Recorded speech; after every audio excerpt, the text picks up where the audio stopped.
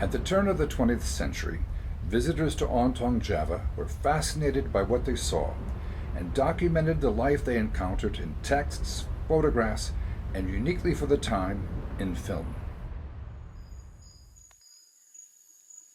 They noted daily activities, such as the collecting of drinking water from a local well. Such wells were made by digging through the coral rock to a depth just above sea level. The water, while brackish, was the only available as there weren't running streams or ponds. Everybody was tattooed from an early age.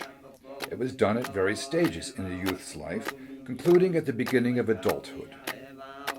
This young man is getting his first tattoo, a procedure which starts on his face. It is a decoration that will inform him throughout his life. Another type of body decoration was the turtle shell nose ornaments worn by married men. Men were allowed them only after becoming a father for the first time. A defining feature of Ontong Java villages were the numerous cemetery areas with rows of mortuary stelae.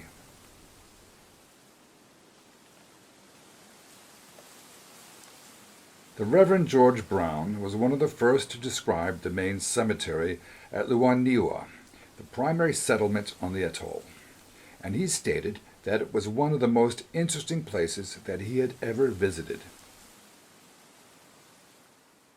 Ian Hogman observed that the graves are in rows with stones at the head and at the foot. Headstones may be as high as 8 or 9 feet, or even quite small.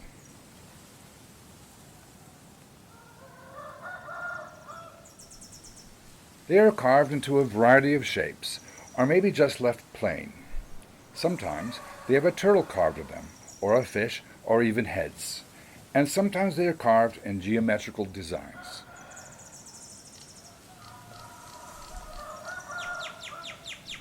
If the stone is extra special, it may be covered with pandanus leaf mats, sewn together whole in strips with coconut spines running at right angles.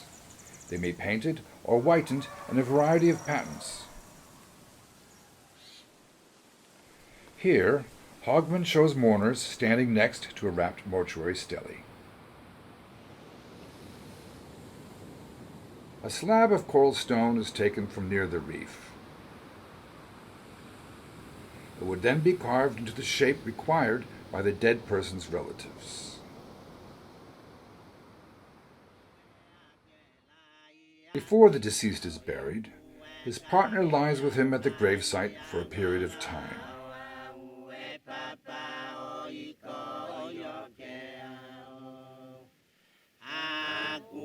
The body is now being laid in the grave.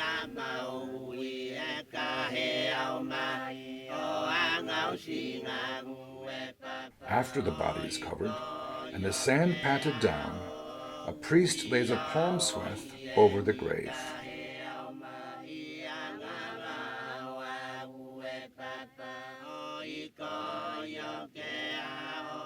At the end of the burial, a headstone is placed at the gravesite. In this case, a small stone is used and is wrapped in a ritual manner with knotted palm fronds. It is gently tapped into place.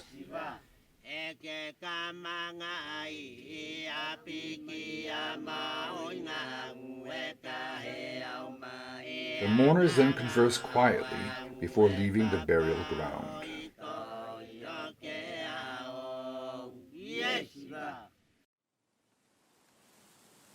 Some of the mourners wore special hats, signifying their respect for the dead.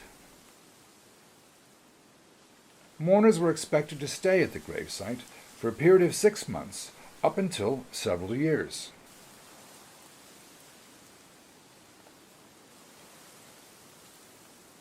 In the daytime, they rested on the grave, while at nighttime they stayed nearby in special houses. The gravesite was meticulously clean, being raked daily, and was covered with extra fine white sand. Priests, called makwa, were the spiritual leaders, interceding with the gods on behalf of the community. The makwa had specific regalia associated with their religious positions, worn when they acted as priests. This included a bleached pandanus leaf necklace, a large fan, a mat, and a wood scepter. All these accoutrements were given by an ancestral goddess and were passed down generationally. They lived in a communal structure and shared in guarding the temples and in organizing all religious events. The large temples, called Hali Ayuku, were the dominant structures in Ontong Java. Built in the middle of each large village, they housed the community's important deities and ceremonial regalia. A makua is standing in front of the temple, waving his sacred fan. The temples were decorated with carved figures of birds, turtles, and fish, and the posts were bound with sennet. Flowers and ornamental leaves were also attached to the building's interior and to the deity figures. Smaller structures housed god figures, which were also festooned with flowers and ceremonial leaves.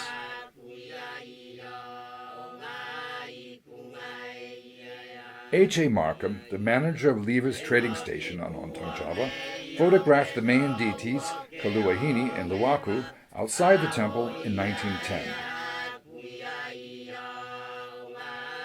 They were later photographed at the same place in 1917 by Osa and Martin Johnson. The Sangha Festival was an annual event held over the course of a month, celebrating the ancestors and their guardian priests. Different activities occurred each day, some deeply religious and others more secular.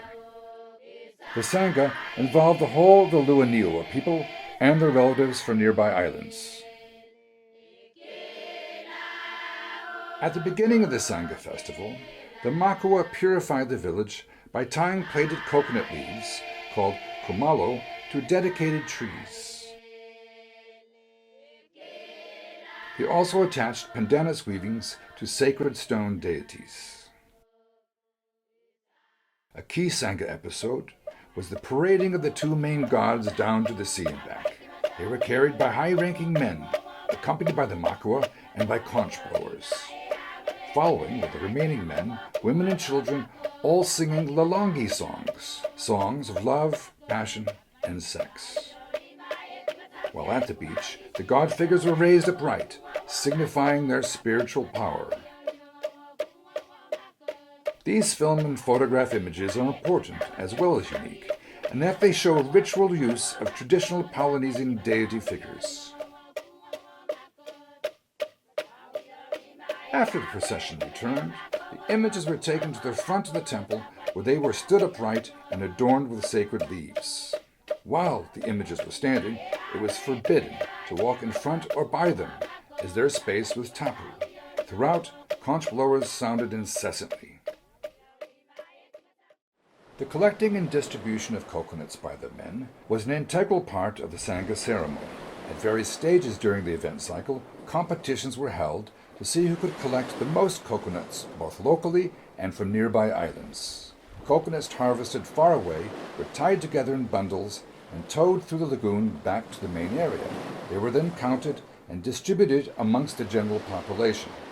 The winner of the competition was given accolades, and the generosity in his giving away his catch was heralded as an important social trait. Towards the end of the Sangha ceremony, betrothed women were shown off to the community, accompanied by the headmen of their clan families. Flute music was played, while the 8 Makua priests sat looking on, giving their blessings for the future. Some coconut oil was then scraped from the young girl's back and placed as an offering to the deity images. They were then led to the clearing, where everybody awaited their arrival. The last important ceremony of the Sangha was where every woman of a marriageable age was presented. They walked 2 by 2 down the lanes, passing through groups of admirers, present and future, all of whom were encouraged to comment upon their beauty.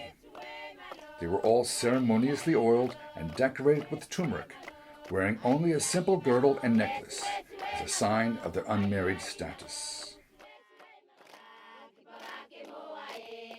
Dances were an integral part of the Sangha and were held on different days throughout the period, with the whole community taking part. Some, like the Lopu dance, were for the senior men, the younger ones and women providing music. Songs of a secular nature were sung and were accompanied by the rhythmic beating of sticks and hollow tubes. Dancing was to display the agility of the performer, who was required to demonstrate knowledge of the traditional choreography.